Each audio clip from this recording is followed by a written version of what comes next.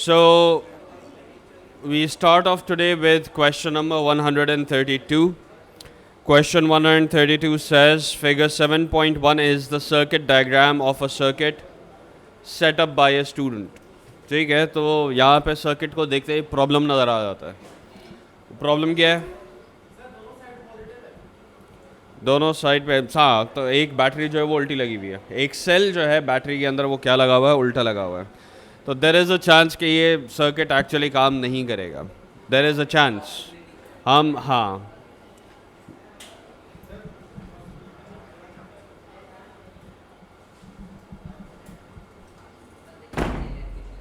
so now the student uses 3 cells each of electromotive force 1.5. The cells are connected in series as shown. State the name of component P. नहीं, so ये जो आपका symbol है, this right here is a symbol for a diode. All right, so this right here is a symbol for a diode. Now ये जो arrows है, इसका मतलब ये है कि ये diode जो है वो light emit कर रहा है. So yes, so this right here is essentially a light emitting diode. Yes.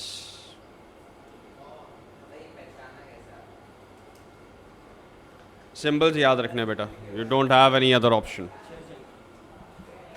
So you need to remember the symbols. All right. So this right here is a light emitting diode. आपके पास diode जो है वो दो ही type के होंगे, सही है? One diode is going to be just a simple diode with this as its symbol. ठीक है. Diode का काम क्या होता है? Diode allows current to flow in one direction but doesn't allow the current to flow in the other direction. Means, let's say for example अगर ये diode connected है, जाहिर सी बात है with a circuit जहाँ पे दो So a circuit with direct current के अंदर जो है वो तो एक ही डायरेक्शन में फ्लो हो रहा होता है, right? But let's say for example if we have an alternating current में आपके पास जो डायरेक्शन ऑफ करंट है वो goes two ways. It can flow clockwise and it can flow anti-clockwise as well. Now अगर ये करंट clockwise फ्लो करेगा, the diode is not going to allow it. Diode का arrow जिस direction में जा रहा होता है ना, उस डायरेक्शन में करंट अलाउड होता है. नाउ इस डायरेक्शन में करंट अलाउड नहीं होगा. Why? Because it's going against the direction of the diode. लेकिन इस डायरेक्शन में करंट जो है वो अलाउड होगा. Why? Because the current over here is going in the direction of the diode. That's the point of a diode.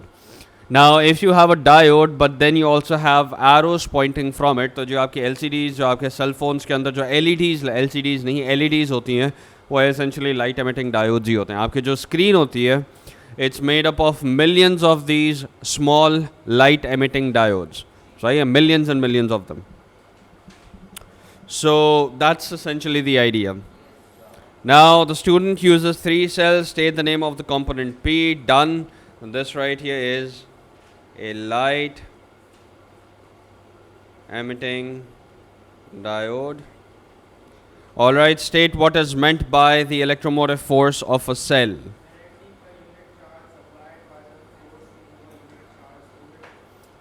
एक mark का. So energy provided by a cell. That's it. आगे अगर आपको per unit charge लिखना है तो आप लिख सकते हैं per unit charge. But again, per unit charge would be the definition of volt and not EMF. EMF is just the energy provided to the electrons. By what? By the battery or the cell. Take a student expects the reading on the voltmeter to be 4.5 volts. The actual reading is 0.2 volts. So just two reasons why the voltmeter reading is much less than 4.5 volts. एक तो आपके पास obvious है कि भाई आपके पास यहाँ पे जो सेल है, this right here is not in the correct orientation. ठीक है जी बेटा. So the cell, one of the cells is suppose to be in the same direction. ये जो सेल बना हुआ है ये सेम डायरेक्शन में होना चाहिए इसकी वजह से. सही है. सो वी कैन से कि one of the cells is connected incorrectly. सही है, one of the cells is connected incorrectly. State two reasons why the voltmeter reading is much less than that. अच्छा, अब 1.5 के दो तो सेम डायरेक्शन में है ना, तो 1.5 प्लस 1.5 कितना होता है, और उसमें एक ऑपोजिट डायरेक्शन में है, तो आपके पास रीडिंग अभी भी 1.5 वोल्ट्स की आनी चाहिए थी, लेकिन वो भी नहीं आ रही है, वो भी 0.2 एम्पेयर्स, वो भी 0.2 वोल्ट्स आ रहा है. तो व्हाई इज़ दैट? उसका रीज़न हो सकता है कि भाई आपकी बैटरी जो है वो मे बी ड्रेन हो चुकी हो, battery is not working correctly. सही है, हो सकता है आपका लैंप जो है वो ख़राब हो, लैंप जो है उसका रेजिस्टेंस बहुत कम हो गया हो, या again it could be a lot of different reasons. So you can say that cells are drained, connections not made properly.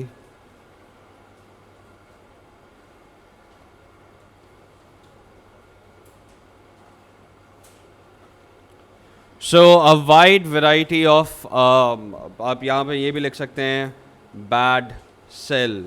Bad cell मतलब ये बैटरी जो है वो 3 सेल से बनी हुई है, उसमें 3 जो है उसमें से एक जो है वो क्या है, it's a bad cell.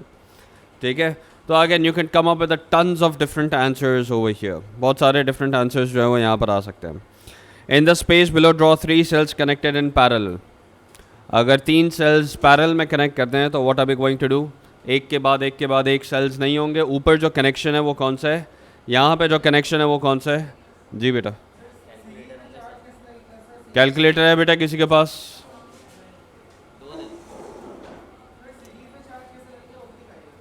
Series में तो लगे हुए हैं ना बेटा सामने आपके, अगर उसको सही कर दो तो वो सीरीज में हो जाएंगे. So in this case series जो है, अगर मैं सीरीज में लगाता हूँ तो what is it gonna be, series में it's going to be one after the other. सही है, समथिंग लाइक दिस. ऑलराइट, यहाँ से कनेक्शन आ रहा होगा, यहाँ से कनेक्शन आ रहा होगा. So this right here is series. हम अज्यूमिंग के is going to be a modern current जो नेगेटिव से निकल रहा है.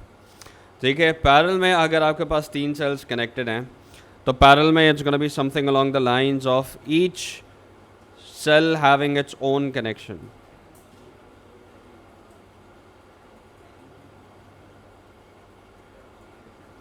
सही है, ये 3 सेल्स आपके आ गए किसमें, पैरेलल में कनेक्टेड हैं. सही है, सीरीज में it's one after the other, parallel के अंदर each cell has its own connections, has its own loop. So this right here is the correct way to draw it. State one advantage of connecting the cells in parallel. ये मेरे ख्याल में कोई 6ठी 7वीं बार यही वाला सवाल जो है, they will last longer.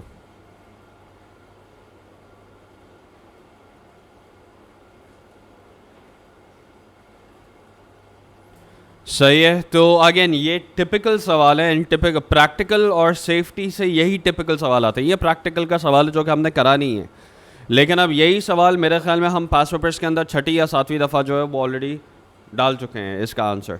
सही है ना. तो again what you need to remember is कि प्रैक्टिकल और सेफ्टी में once you do the past papers you get an idea कि कौन कौन से सवाल आएंगे, वही सवाल आते रहेंगे, तो यू नो कि exactly what the answer should be in that case. Does that make sense to everyone? ये कहानी क्लियर है? All right, moving on to question number 133.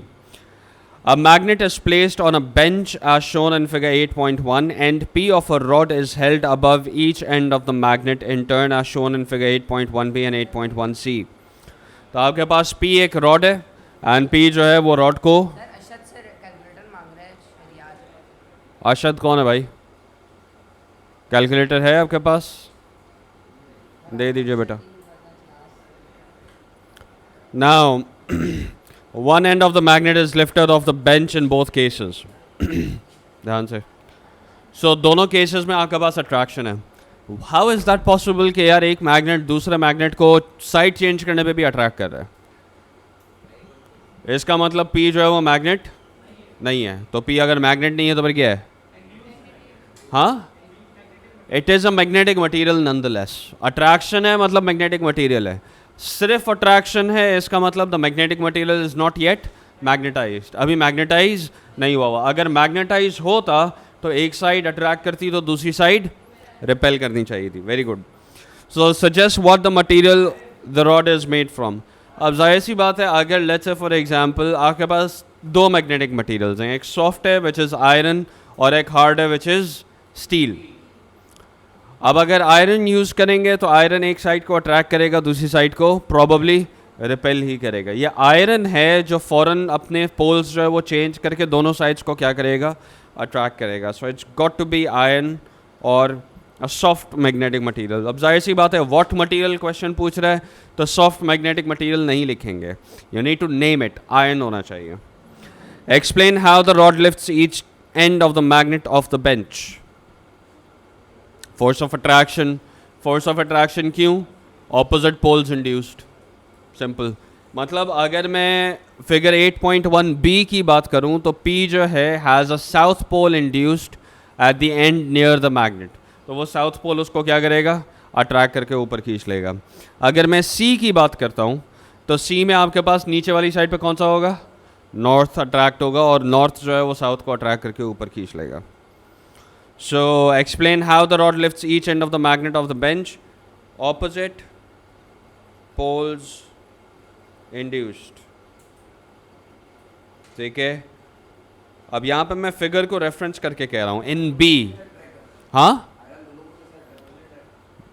Iron जो है वो तो पोल के हिसाब से अपना पोल चेंज कर लेगा ना. अब जैसे आप साउथ पोल के करीब ला रहे हो उसको तो वो नॉर्थ पोल बन जाएगा. हाँ हाँ, yes, exactly. In B, P has a south pole induced, hence attracts north pole. In C, P has a north pole induced,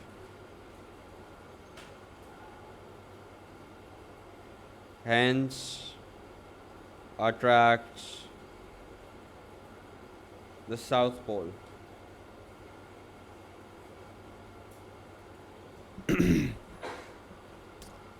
ये कहानी क्लियर है सबको?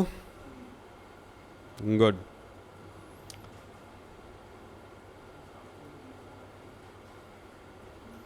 डन. लिख लिया सबने?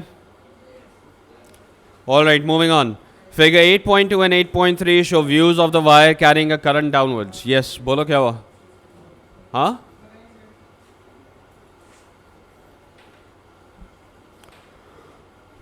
So figure 8.2 and 8.3 show views of wire carrying current downwards through a horizontal board. तो current जो है वो कहाँ जा रहा है? Downwards है. So in this case, draw the magnetic field due to the current in the wire. तो अब आपके पास जो करंट अगर डाउनवर्ड्स है तो करंट से मैग्नेटिक फील्ड का डायरेक्शन निकालने के लिए हम कौन सा रूल यूज़ करेंगे? Right hand rule. Right hand rule क्या डिफाइन करता है? हाँ, that's the left hand rule. लेकिन वो राइट हैंड रूल इंडक्शन के लिए है. Direction of current. यस, हाँ आयान, यस. लेकिन इसमें व्हाट्स व्हाट, इसमें थंब क्या होगा? Yes, exactly. So what's going the what does the thumb represent and what do the fingers represent?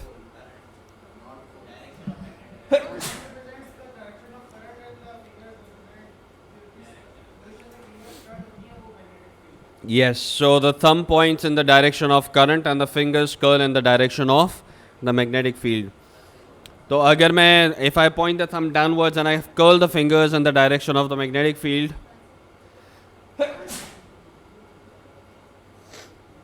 अबे यार,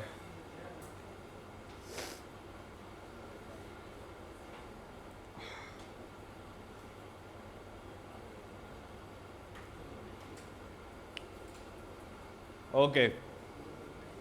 So if I point the thumb in the direction of the current,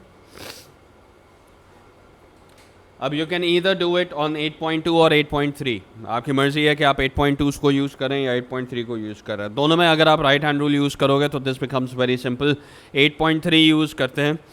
so the current is going to flow inside the plane. The fingers will curl in the direction of the current. So fingers will curl in the direction of the current, direction of the fingers, thumb points in the direction of current, fingers curl in the direction of magnetic field. तो ये कौन सा direction होगा? That's clockwise. Alright. हाँ, current inside the plane है. Yes, cross जो है उसका मतलब करंट इनसाइड द प्लेन है. अगर यहाँ पे इस तरह से डॉट बना हुआ होता means current would have been outside the plane. सही है. तो खैर अब यहाँ पे आप दो सर्कल्स बनाएंगे and you need a clockwise direction means it goes down over here and it goes up over there. Concentric circles, yes. Yes. हाँ, नहीं अभी तो खाली magnetic field due to current carrying current in the wire दिखाना है ना. तो अभी स्ट्रॉन्ग और वीक का इससे कोई ताल्लुक नहीं है अभी.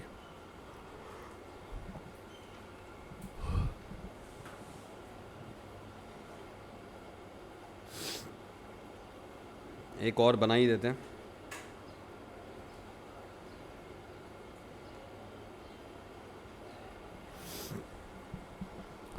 So in this case, the magnetic field is stronger closer to the wire. State how the magnetic field lines indicate the field is stronger. अच्छा, मैग्नेटिक फील्ड लाइंस जो हैं वो मैग्नेटिक फील्ड के बारे में क्या इन्फॉर्मेशन देती हैं? Number one, the direction. जो direction of magnetic field line होगा that's going to be the direction of the magnetic force. And secondly, the magnetic field lines also tell you whether your magnetic field is strong or weak. कैसे पता लगेगा strong, कैसे पता लगेगा weak? If the field lines are close together, it's strong. If the field lines are further apart, it's weak. So state how the magnetic field lines indicate that the field is strong. कैसे बताओगे? Magnetic field lines must be close together. So you can write magnetic field lines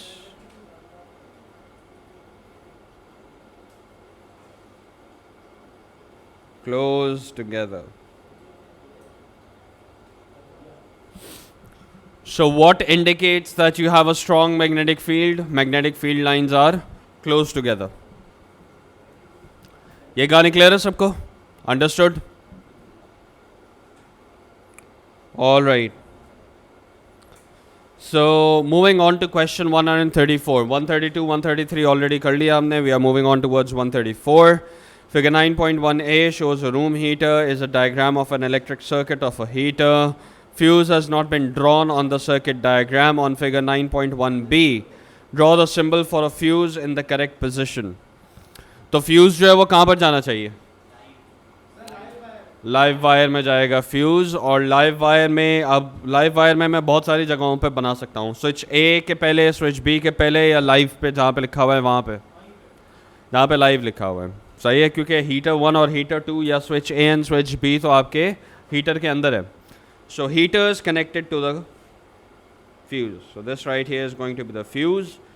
मतलब ये जो junction है जहाँ पे current split हो रहा है, इससे पहले पहले आप कहीं पे भी फ्यूज़ बना देंगे. आप यहाँ पे बना दें, आप यहाँ पे बना दें. So any one of these two is fine. सही है, but remember fuse is always attached to the live wire. Neutral पे कभी फ्यूज़ अटैच्ड नहीं होगा. सही है. The earth wire reduces the chance of an electric shock if a fault develops in the room heater. State one fault that causes an electric shock when a person uses the room heater without an earth connection. भाई short circuit हो गया, गलती से कुछ हुआ, something happened जिसकी वजह से जो आपका लाइव वायर है it's come in contact with the metal surface या मेटल केस. लाइव वायर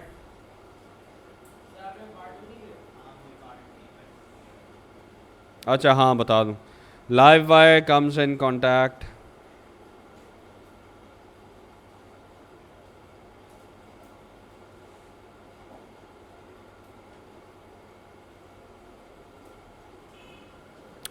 अच्छा. सो 9.1b के अंदर हमने सिंबल ऑफ फ्यूज जो है वो तो बना दिया है. State the part of the room heater to which the earth wire is connected. So the earth wire is always connected to the outer case, body. Body लिख लो, outer case लिख दो, that's fine. So you can write body, you can write outer case, but I would suggest that you use the term outer case over the body, क्योंकि body जो है वो कुछ भी हो सकता है. सही है. सो अगर थोड़ा सा स्पेसिफिक इसका आंसर दें, outer case would be better. State one fault that can cause an electric shock when a person uses the room heater. The live wire comes in contact with the outer case, yeah, the metal case. Explain how using the earth connection prevents an electric shock. तो क्या होगा? Excess current flows down the earth wire and not through the person touching the metal case. The excess current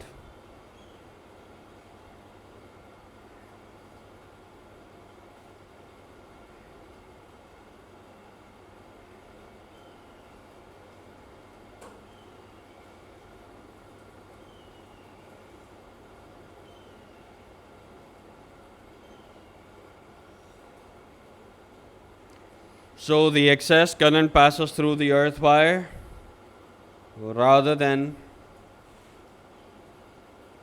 the person touching the metal case, yeah, the outer case.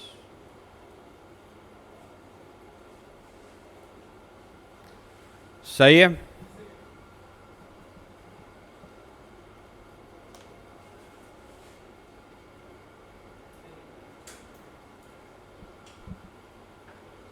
Done?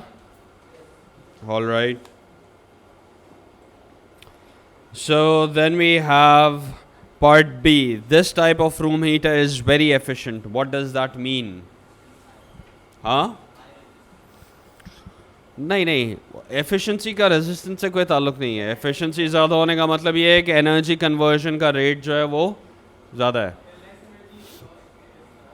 Less energy is lost to the surroundings, more energy is converted to heat than other forms. तो again बहुत सारे answers दे सकते हो. So efficient का मतलब ये है कि most, क्योंकि इलेक्ट्रिक हीटर है, राइट? इलेक्ट्रिक हीटर है तो इलेक्ट्रिकल एनर्जी को किस में कन्वर्ट करेगा? हीट एनर्जी में. So most electrical energy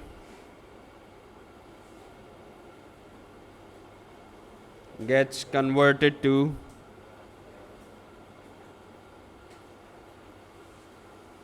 heat energy. या आप लिख सकते हैं कि high conversion, high rate of conversion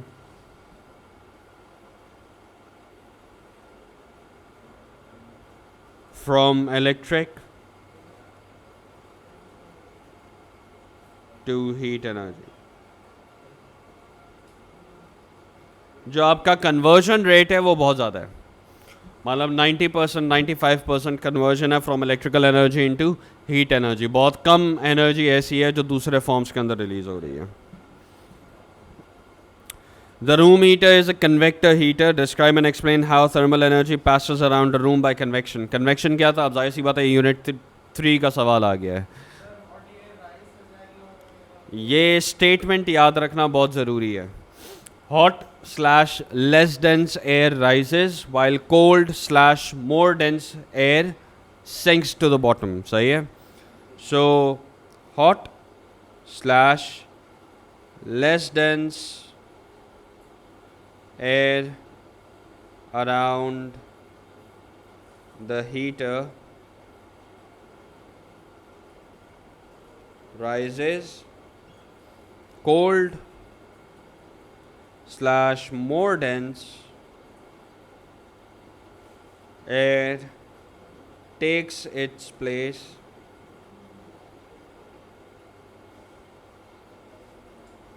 gets heated,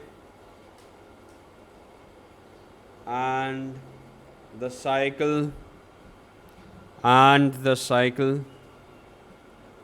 continues. सही है? Hot air less dense around the heater rise हो जाएगी, cold air will take its place. जो कोल्ड एयर है वो हीट अप होकर वापस राइज हो जाएगी, more cold air will take its place. और ये प्रोसेस जो है वो कंटिन्यूसली चलता रहेगा जब तक आप हीटर जो है वो बंद नहीं कर देते. Alright, so that's convection current. Figure 9.2 shows the power output from the room heater when the switch is closed. Switch A is closed, 600. Switch B is closed. We don't know. Both switches closed, 2100. तो power तो हमेशा add हो जाता है. मतलब A और B, अगर मैं ये कहूँ कि यार this right here is heater A and this right here is heater B, तो A plus B total power output कितना है? That's 2100. अगर ए का आउटपुट 600 है तो बी में ए में एज एन 600 में क्या ऐड करेंगे तो 2100 बन जाएगा 1500, right. So the bees power rating is 1500. Unit लिखने की ज़रूरत नहीं है, वो ऊपर कॉलम में ऑलरेडी लिखा हुआ है, तो राइट. हाँ, पावर हमेशा ऐड होती है, सीरीज हो या पैरेलल हो. तो determine the power of when only switch B is closed, so that's going to be 1500 hours, 1500 watts, sorry. Calculate the energy output of the room heater. So the room heater is used with both switches closed for 2.5 hours. Kilowatt hours के अंदर हमें बताना है, तो watts को kilowatts के अंदर कैसे कन्वर्ट करेंगे? Divided by 1000. तो टोटल कंजम्पशन कितना है? That's 2100 divided by 1000. एंड कितनी देर तक चला है? किलोवाट आवर्स का मतलब क्या है कि आपको किलोवाट्स को नंबर ऑफ आवर्स से मल्टीप्लाई करना होगा. Alright, so you multiply this with 2.5 which is the number of hours. Alright, so you're going to get 52.5. Yep. नहीं, 5.25 चेक करो. 5.25 किलोवाट आवर्स. कैलकुलेटर से चेक कीजिए जल्दी बेटा. 21 इंटू 22.5 कितना होता है? 5.25 आएगा. यस, एग्जैक्टली बताओ कैलकुलेटर से कितना आ रहा है? 5.25 ही आ रहा है. सो 5.25 किलोवाट आवर्स जूल्स में कितना होगा? कन्वर्जन करनी पड़ेगी, सही है. वो जूल्स पर सेकंड होगा. एनर्जी इन जूल्स है ना. अब एनर्जी इन जूल्स में आप किलोवाट्स को किस में कन्वर्ट करोगे? जूल्स में कन्वर्ट करोगे, मतलब मल्टीप्लाई बाय 1000 हो जाएगा. वॉट्स जो है वो क्या होता है? जूल्स अपॉन सेकंड होता है ना. सो 2100 वॉट्स है. Watts is joules per second.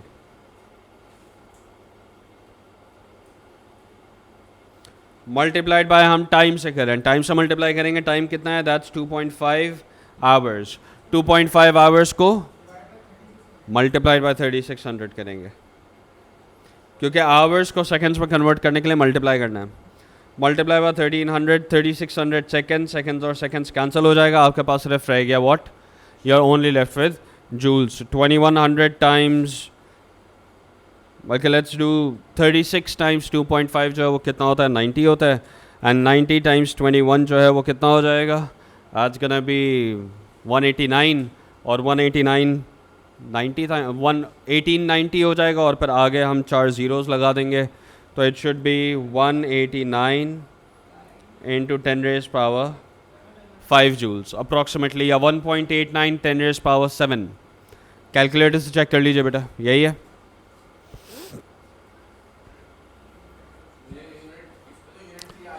हाँ नहीं, हाँ ये यूनिट 1 है. तो इसीलिए तो पास पेपर्स कर रहे हैं, ताकि थोड़ी बहुत चीज़ें जो यूनिट 1 या 2 या 3 से कैरी हो रही हैं तो वो याद भी आ जाएंगे आपको. यूनिट 1 की अभी मैं कल डालूंगा बैठ के. कल मुसीबत एक और वर्कशॉप आ गई है. मैं आपके कैलकुलेटर से ज़्यादा तेज़ हूँ, मुबारक हो.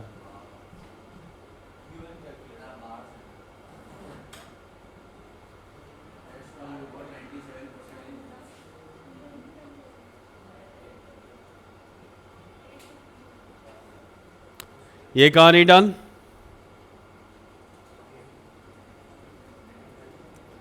अच्छा, नेक्स्ट क्वेश्चन 136 पर आ जाएं. Question 136 says figure 7.1 shows two charged metal spheres. One sphere has a positive charge and the other sphere has a negative charge. Draw the electric field lines between 2 points. Two spheres. Positive से negative जाती है. Usually जब आपके पास 2 mark का इस तरह का सवाल होता है, you need to draw 3 lines. एक जो स्ट्रेट जा रही हो बीच में, एक जो ऊपर से कर्व होगी, और एक जो नीचे से कर्व होगी. Again they are all going to move from positive to negative. That's something that you need to remember. All right, everyone's done. The negative charge on the sphere is removed and a wire is used to connect the positive sphere to the earth. The charge on the positive sphere decreases from 4.8 to 0 in time 2 into 10 raised power minus 6 seconds. Calculate the average current in the wires. ठीक है, तो current का formula क्या है? Q upon T, yes. So I is equals to Q upon T. That's going to be equals to how much? Q जो है that's 4.8 times 10 raised power minus 9 coulombs. And time जो है that's 2 into 10 raised power minus 6 seconds. Alright. So the current is going to be what? The current is going to be 2.4 times 10 raised power minus 3 amperes.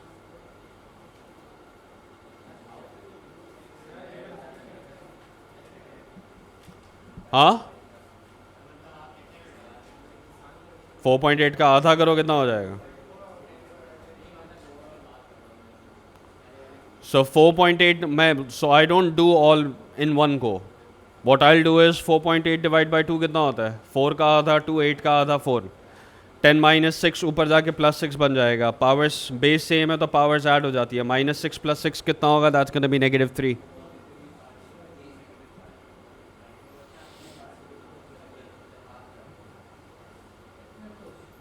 Done? अच्छा जी, हाँ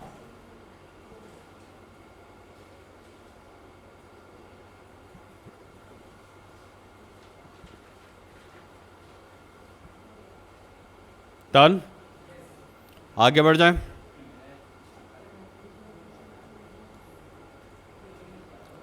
अच्छा, so this right here is question 137.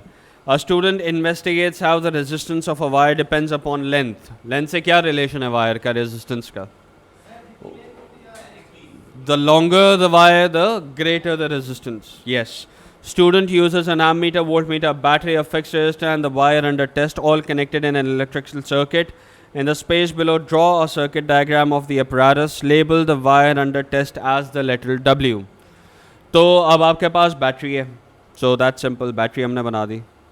Battery में आप एक cell नहीं बना सकते, आपको 2 या 3 सेल्स बनाने चाहिए. बैटरी जो है वो मल्टीपल सेल्स को कहते हैं एक साथ, when they are connected in series. सही है. You've got a fixed resistor, then you've got the wire W.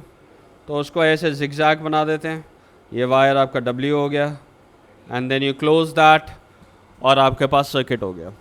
Now in the space below draw a circuit. अब 3 मार्क का है, हमें क्या क्या ऐड करना है? Student uses an ammeter, voltmeter. Ammeter और वोल्टमीटर कहाँ लगेंगे? एमीटर सीरीज में हम बैटरी के साथ कहीं पे भी लगा सकते हैं. आप यहाँ पे लगाते हैं जहाँ से करंट निकल रहा है, क्या एमीटर बन गया. वोल्टमीटर हमेशा कहाँ लगा होता है? Voltmeter is always in parallel. अब जिसके अक्रॉस आप वोल्टमीटर जिसके अक्रॉस आपको पोटेंशियल डिफरेंस निकालना है, उसके अक्रॉस वोल्टमीटर अटैच करना होगा. So the voltmeter is going to be across what? Parallel to the wire W. So parallel to the wire W would look something like this. सही है. Voltmeter cannot be connected in series. Voltmeter has to be connected in parallel. हाँ? Could be a wire. You can show a zigzag. You can show a straight wire. लेकिन straight wire को bold कर देना या कोई color change कर देना and then label that W. Because so that it's obvious कि यार W आपने यहाँ पे लिखा हुआ. W से पहले question कह रहा है ना कि there is a battery, a fixed resistor and a wire under test. तो fixed resistor लगाना ज़रूरी है. ठीक है? Done. Alright. Describe how the student obtains one complete set of results. How?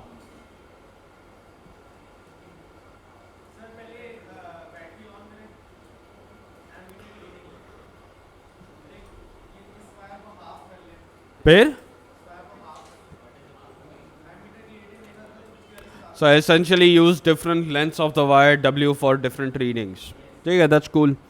ये काम आप कर सकते हैं. सही है. तो what we are going to do is how one complete set of results. तो one complete set of results is going to be what? कि आप एमीटर से करंट ले लेंगे, आप वोल्ट मीटर से पोटेंशियल डिफरेंस ले लेंगे, and that's your one complete set of results. V is equals to IR लगाओगे. आर की वैल्यू निकालोगे रेजिस्टेंस आ जाएगा. सही है. That would be one complete set of results. Alright. यहाँ पे क्वेश्चन पूछ नहीं रहा कि आप रिजल्ट्स को वेरी किस तरह से करेंगे, तो we don't need to write now के you are going to take different lengths of the wire W. So all you are going to do is current from ammeter, current from ammeter, potential difference from voltmeter,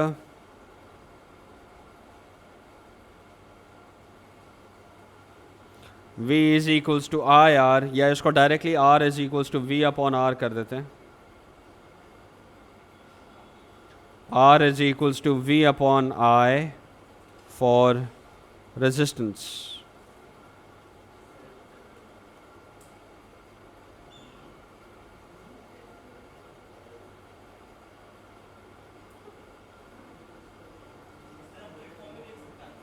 Yep.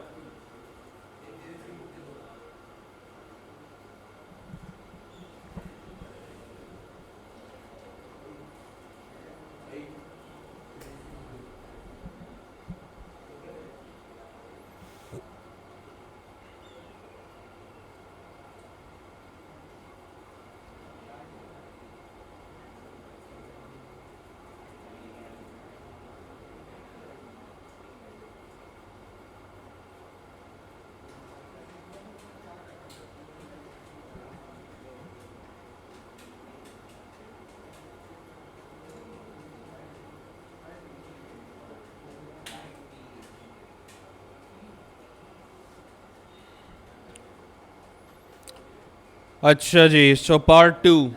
Now part 2 की marking scheme अगर आप उठा के देख लें, तो marking scheme says resistance V is equals to V upon I और V is equals to IR, length of wire V and I all three measured.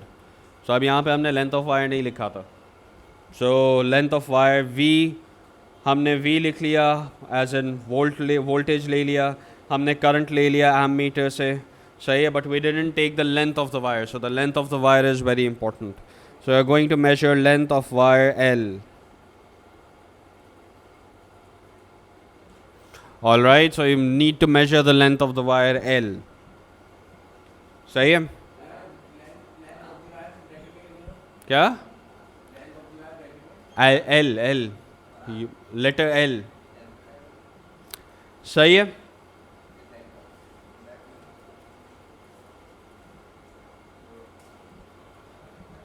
Done.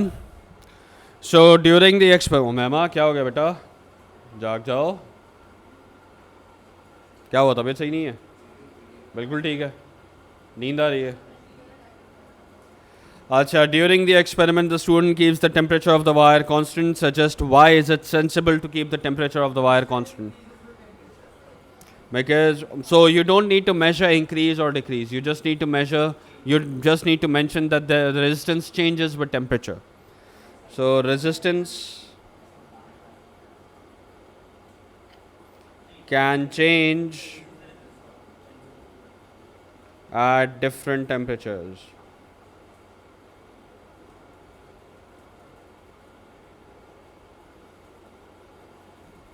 So yes, suggest how the students keep the temperature of the wire constant. Temperature of the wire constant कैसे होगा? Water bath.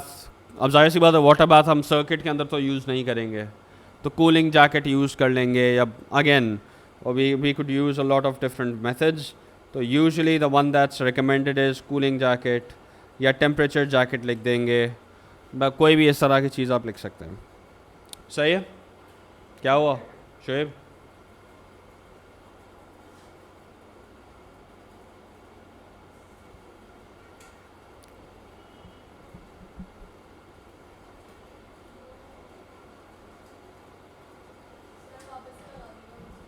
कौन सा वाला?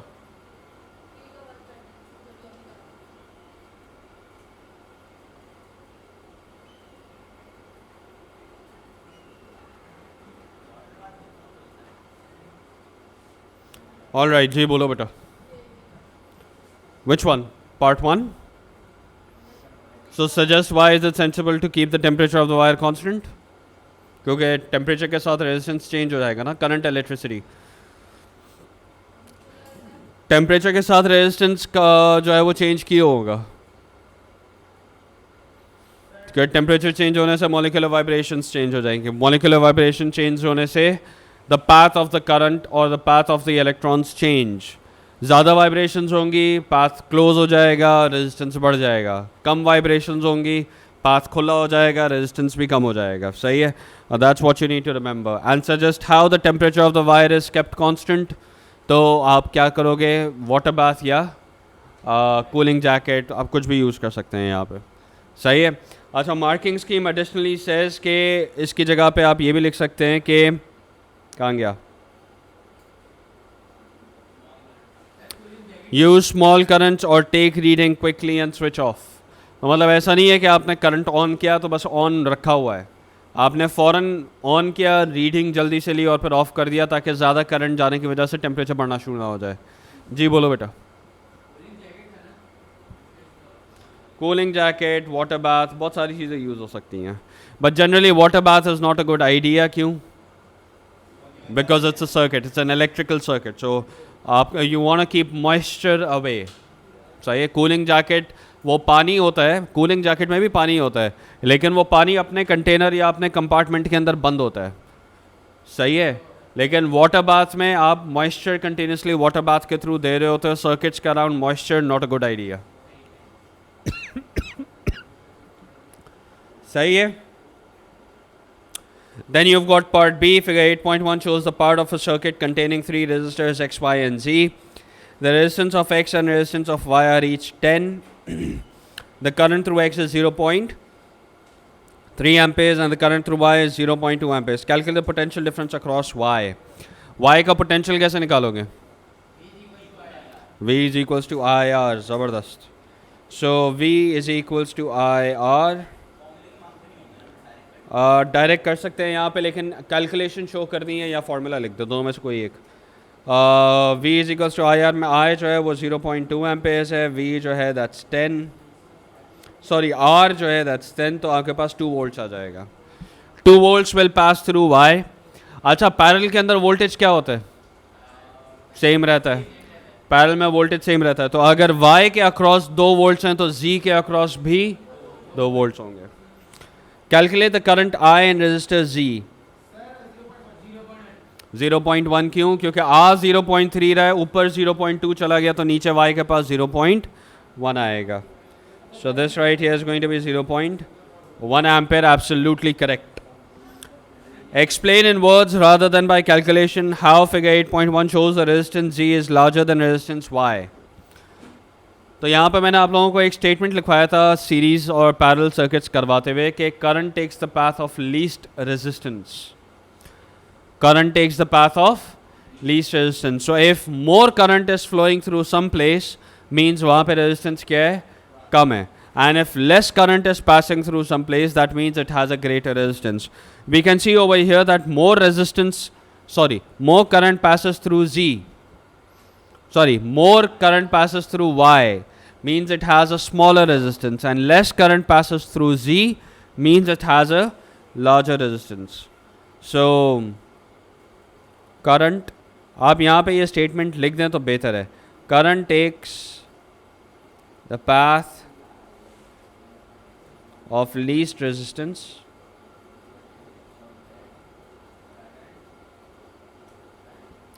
current takes the path of least resistance, hence more current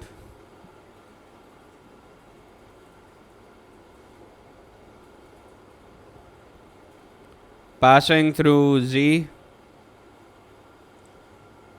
passing through Y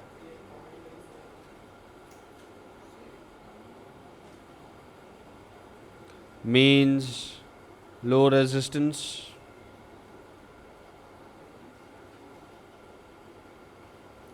and high current, low current passing through Z means high resistance.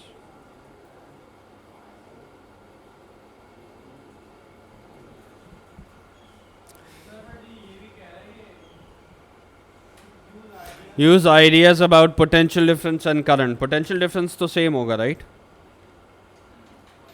How figure shows the resistance of Z is larger than the resistance of Y. Use ideas about potential difference and current in your answer. So again, potential difference क्या होगा? Same होगा. अगर ज़्यादा current flow कर रहा है means resistance जो है वो कम होगा. हाँ है ना, मार्किंग स्कीम्स भेज तो दी है मैंने सबको व्हाट्सएप पे. वही मार्किंग स्कीम ये नहीं ना, देखो ये मार्किंग स्कीम ही तो है बेटा. ये सारे पेज नंबर वाइज मैंने मार्किंग स्कीम लिखी हुई तो है यहाँ पे. So this is page number 137 138. हाँ मैंने भेज दिया व्हाट्सएप पे ऊपर ऑलरेडी. जहाँ तक मुझे याद पड़ता है मैंने भेज दिया हुआ है. मैं आज एक बार वापस से भेज दूंगा, दैट्स नॉट अ प्रॉब्लम. सही है. तो खैर Z has the same potential difference, voltage Z has smaller current, thus larger resistance. ठीक है. So that's exactly what we are discussing. हाँ अलबत्ता ये है कि अच्छा हुआ याद दिला दिया, पोटेंशियल डिफरेंस भी यहाँ पे लिखना है कि potential difference is the same.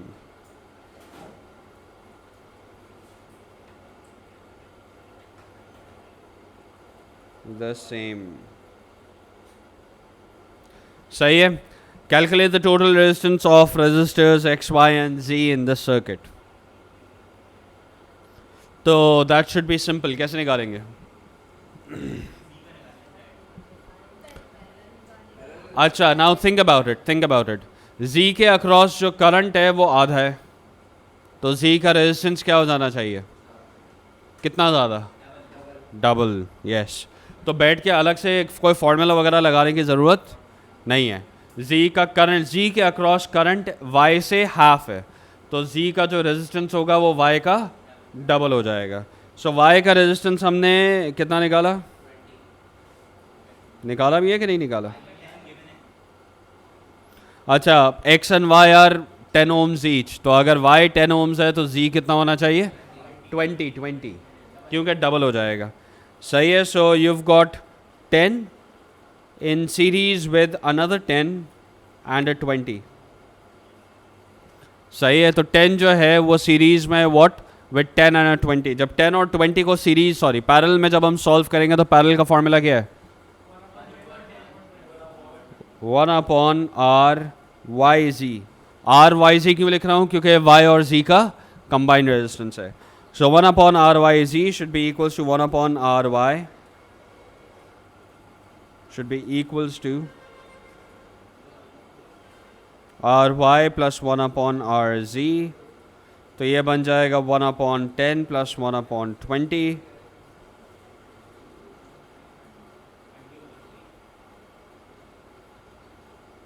सही जी. This right here should be 3/20 and R23 जो है वो कितना होगा? That's gonna be 6.7 ohms. अब 6.7 ohms में हम X, क्योंकि पूरा जो 6.7 ohms RXY और RYZ होगा that's gonna be in series with X. तो series with X means what? That's gonna B +10. तो 16.7 ohms जो है वो आपका आंसर होना चाहिए.